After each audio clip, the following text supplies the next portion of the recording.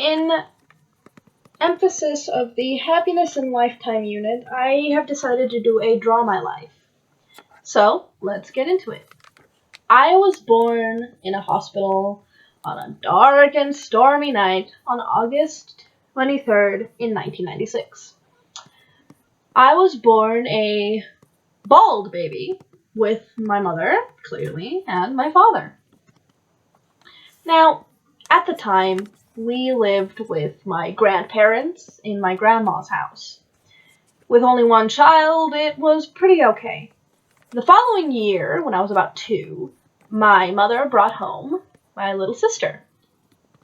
Needless to say, I was fairly surprised by the entire development, but I got most of the attention, so it was fairly fine.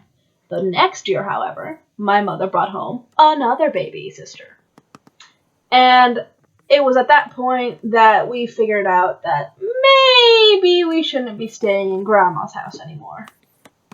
So, we moved from Grandma's house to our clearly superior house, where we have lived for the past 15 years. Now, I was a fairly introverted child. I liked to sit upon the hill and just kind of watch and be sad and wonder why the heck nobody came up to me and talked to me. I liked to watch the other kids play on the playground, play on the monkey bars, and I just that was my life up until 4th grade. In 4th grade, a group of 4 boys came up to me and they asked me if I had wanted to be their friend. Now, naturally, being an introverted child, I said, yeah. But there was a catch. They wanted me to get on my big and puffy jacket once the hill was nice and icy, slide down, and stop before I hit the asphalt. Naturally, being a stupid kid, I was like, hell yeah! Well, more accurately, I said heck yeah, due to the fact that I was indeed a kid. So, on this cold winter day when the hill was sufficiently iced over, I climbed on my jacket and I slid down the hill. By some particular miracle of God, I stopped before I hit the asphalt.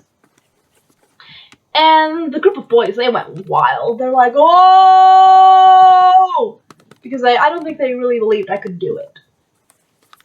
So, from then on, from 4th grade to about 6th grade, I was with a group called the Bullies. That's right, I was a bully.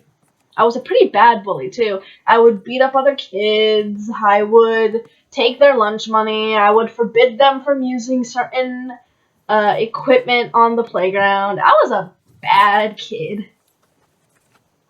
Now, in 6th grade, I discovered feelings. More accurately, feelings for the leader of our little group, a boy named Jason. And I was sufficiently convinced, because I was 12, that I loved him. Unfortunately for me, so did every other girl in the 4-story radius. And so, since he was feeling like that, and I was feeling particularly left out and conflicted by my feelings, I did the only thing a bully would do. I put away my feelings and converted them into anger, and I beat him up. And from then on, I became known as the leader of the bullies, the king of the playground. It was a really nice title. People respected me. Unfortunately, that lasted for about 1 year. And then, dun, dun, dun, middle school. Now, middle school was a different time for me. Everything I knew was turned upside down. It was an entirely new school, an entirely new thing. All the people I knew didn't know me, and the people I used to hang out with didn't want me. So, once more, I was sufficiently alone.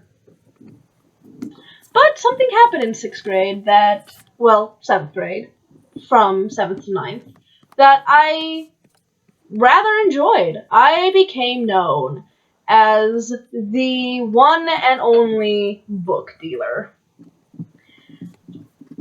And as the title suggests, I would deal books for people. Now, I don't really know how this started. I don't even know how I became known as a book dealer. I was just known as that kid who would read 7, 8, 9 books a day. In 1 day, I would finish them all. And they were thick chapter books as well. So eventually, because of the strict policy that everybody must read in their advisory classes, I was given dimes and pennies and quarters to lend out books. And me, being the wonderfully benevolent person I am, I decided, heck yeah, I'll give them a book. But of course, it wasn't for free.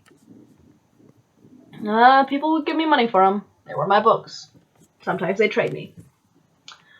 And it was really weird because they'd come up to me at all hours of the day, just running by and freaking out, yelling, "I need a book!" And I'd be at my locker, just minding my own business and just kind of grabbing my stuff from my own class and passing a book to somebody else. It was a weird but fun time, and at some point, I just kind of accepted it. Middle school was cool and stuff, and then dun, high school. Now, high school was a blur, really. I didn't do clubs, I didn't do activities. I went through weird stages. I had an abusive boyfriend at some point, and it was really bad.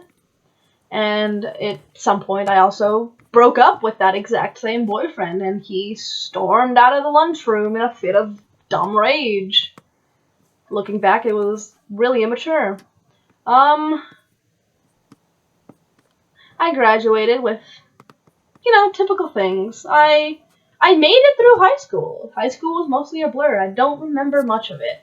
I mean, granted, I did kiss a girl and find out that I did, in fact, enjoy that, but later found out that I was, in fact, not lesbian and instead pansexual. Which, by the way, means more attracted to personality. Now, from high school was discovery for me. Mostly. And then, dun, college. No, I'm kidding with you. College has honestly been the most enjoyable experience. I've made new friends. I've met wonderful people. I lost old friends. I did a project on bees. Ironically enough, on the same day another person did a project on bees, with actual bees. Just in general, I started dating a wonderful boy who loves birds, and I love him, and he is, quite frankly, the light of my life. He's just so sweet. I discovered myself not to be female, but instead agender, and this discovery all on its own has been something rather fantastic and great for me. It feels right. And so, just in general, I've discovered that I hated some things, and I've discovered that I loved some things. Things have been great in college, and honestly, it's been a road of learning and great stuff that's benefited my life and made it happier. Granted, I am only, 19 years old, I don't have that much experience, and I'm having fun, and you never know what's going to happen next, so it's just been a ride so far. I'm grateful for all the experience I've done, and I'm grateful for everything else. So I guess at this point I just kind of want to say thank you for watching and learning about what I consider my life. Bye!